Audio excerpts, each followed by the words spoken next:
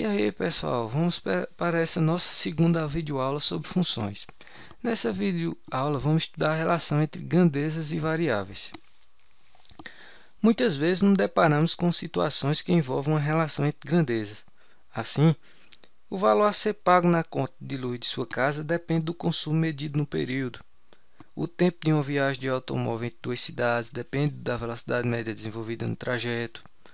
O valor do rendimento de uma aplicação financeira depende da taxa de juros e do tempo da aplicação. Podemos utilizar a linguagem matemática para representar essas relações de dependência entre duas ou mais grandezas. Faremos isso nesse vídeo, estudando funções.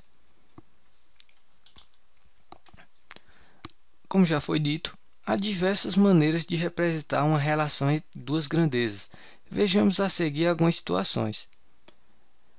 A tabela abaixo mostra o preço a ser pago em função da quantidade de litros de combustíveis abastecidos, considerando o preço da gasolina igual a R$ 2,50. Observe a tabela. Observe que para cada litro de gasolina temos um valor correspondente. Diante da tabela, podemos observar outras afirmações. Nessa relação, litros é a variável independente e o preço a pagar é a variável dependente. Por quê? Porque depende da quantidade de litros abastecidos. A fórmula A igual a L ao quadrado nos permite determinar a área de um quadrado de lado L. Assim, se o lado do quadrado mede 5 cm, 5 vezes 5, sua área será igual a igual a 25 cm ao quadrado. Observe. Nessa relação, a medida do lado é a variável independente e a área é a variável dependente. Você pode notar que a cada medida do lado do quadrado corresponde uma única área para esse quadrado. A área do quadrado depende da medida do seu lado, ou seja, para cada valor de L, a gente tem uma área de quadrado diferente. Ou seja, se L for igual a 4, a área do quadrado é 4 vezes 4, que é igual a quê? 4 vezes 4 igual a 16 cm ao quadrado. E se L for 3, professor? 3 vezes 3, 9 cm ao quadrado. O gráfico abaixo mostra a variação da taxa de desemprego nos meses de setembro, no período de 2002 a 2014. Observe o gráfico.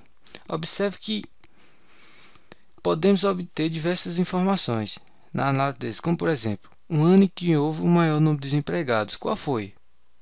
Fazendo análise, 2003. O ano em que tivemos o menor número de desempregados. Qual foi? 2014. Nessa relação, podemos observar que um ano é a variável independente. A taxa de desemprego é a variável dependente.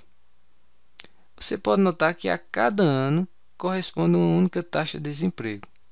A taxa de desemprego depende do mês escolhido. Por que a taxa de desemprego é a variável dependente? Porque ela depende de inúmeros fatores.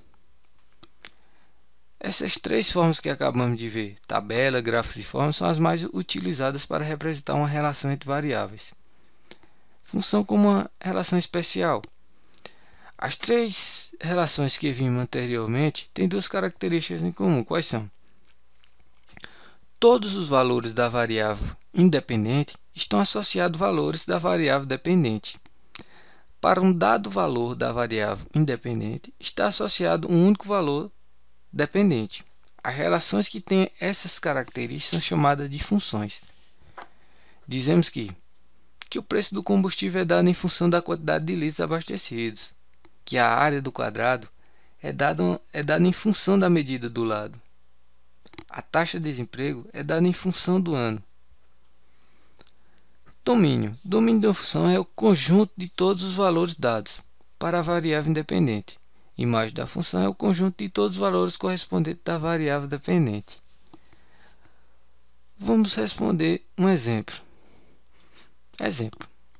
Uma videolocadora aluga DVDs no final de semana, cobrando o preço segundo a tabela. Veja que o valor a ser pago pelo aluguel dos DVDs depende do número de DVDs alugados. Dizemos que o preço está em função do número de DVDs. está em função do número de DVDs. Com base na tabela, podemos responder uma série de questões. Qual o valor a ser pago no aluguel de 6 DVDs? Qual será o preço de cada DVD no aluguel de 4? Em relação ao preço de cada DVD, qual a porcentagem de desconto que terei se levar 3 DVDs? Tentem responder. Pause o vídeo e responda. Questão A. Qual o valor a ser pago no aluguel de 6 DVDs? Observe que para cada quantidade de DVD a gente tem um valor correspondente. Fazendo a análise da tabela, 5 ou mais DVDs, cada DVD vai custar R$ 2,50.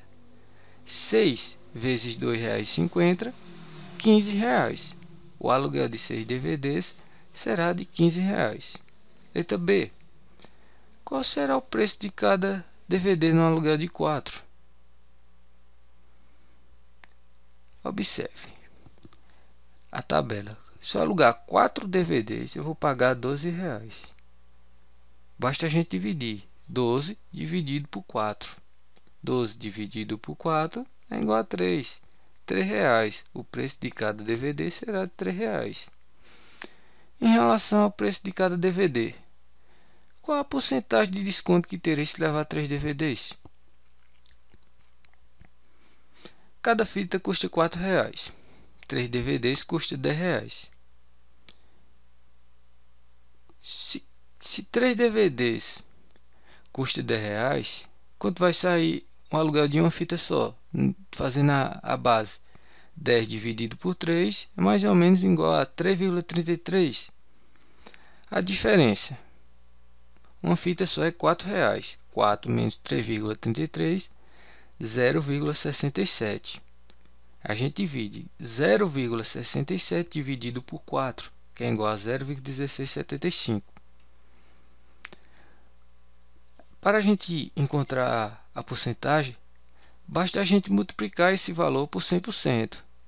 Observe, 0,1675 vezes 100% é igual a 16,75%, que é a porcentagem aproximada do desconto.